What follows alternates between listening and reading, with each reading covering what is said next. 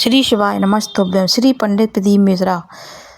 जहाँ जहाँ जिस जगह पर भी कथा होती है उसके आखिरी दिन छठवां दिन शिवरात्रि का दिन होता है और 7वें दिन वह जो लास्ट में वर्णन करते हैं वह 12 ज्योतिर्लिंग का जो वर्णन करते हैं उसका आपको वर्णन बताती हूँ। श्री पहले हैं सोमनाथ महादेव।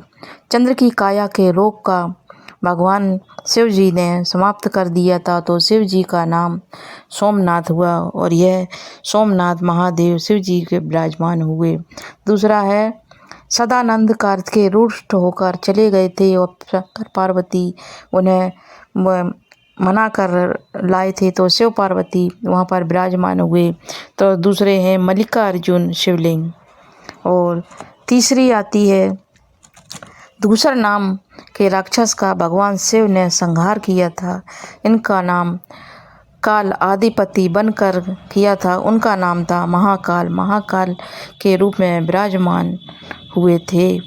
और चौथी ज्योतिर्लिंग है बिंदुक नामक पर्वत के तप करने पर भगवान ओमकालेश्वर विराजमान हुए। तो चौथे नाम से चौथी ज्योतिर्लिंग है ओमकालेश्वर महादेव जो कि मध्य प्रदेश में ही है। और पांचवी ज्योतिर्लिंग है केदारनाथ। केदारनाथ जो कि नर नारायण के तप करने पर भगवान शिव ने दर्शन दिया था। शिव केदारनाथ के रूप में विराजमान हुए जो कि केदारनाथ महादेव है। और छठवीं है कुंभकर्ण। छठवीं ज्योतिर्लिंग आती है श्री कुंभकर्ण।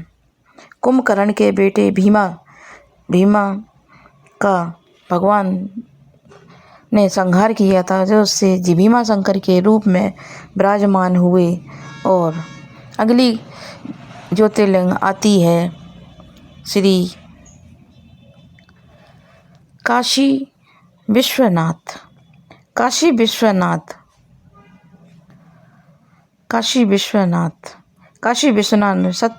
मनु शत्रुका के तप के बल से भगवान शंकर जी ने काशी में आकर विराजमान हुए और जहाँ शिव का नाम काशी विश्वनाथ हुआ। यह अगली ज्योतिर्लिंग आती है। और से अगली ज्योतिर्लिंग आती है गौतम बाबा पर गौ हत्या का दोष लगा। उस दोष को मिटाने के लिए ब्रह्मा विष्णु महेश तीनों की अर्चना की और गौतम बाबा की जो गौ हत्या का दोष मिटाने के लिए ब्रह्मा विष्णु महेश तीनों ही लिंग के रूप में प्रकट हुए जो कि त्र्यंबकेश्वर के रूप में विराजमान हुए। और अगली ज्योतिर्लिंग आती है बैद्यनाथ। भगवान शिव की शिवलिंग रावण ले जा रहा था।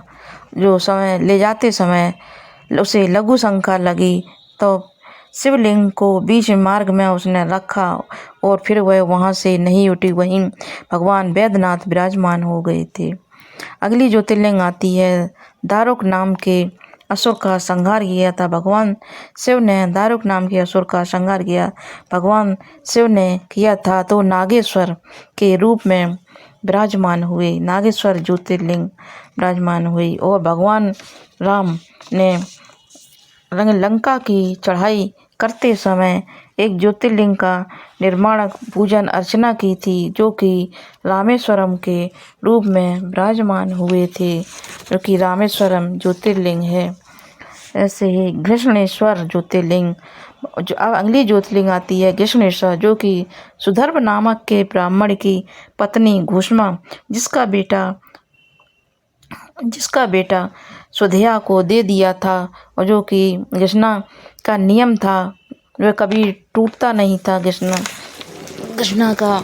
और सुधिया ने अपने बेटे के टुकड़े कर तालाब में फेंक दिए थे तो घुष्मा का नियम था कि वह पार्थिव शिवलिंग का पूजन करती और विसर्जन करती थी। जब वह विसर्जन को चली तो मन में आया कि मुझे बहुत दिन हो गए बेटे को नहीं देखा है, आज मेरे बेटे के दर्शन हो जाए। तब भगवान कृष्णा ने सोचा कि आज मेरे बेटे के बहुत दिन हो गए, आज मेरे बेटे के दर्शन हो जाएं। तब भगवान शिव ने कृष्णा के मरे हुए बेटे को जीवित किया और घृष्णेश्वर के रूप में महादेव शिवलिंग के रूप में विराजमान हुए। यह थी 12 ज्योतिर्लिंग का वर्णन।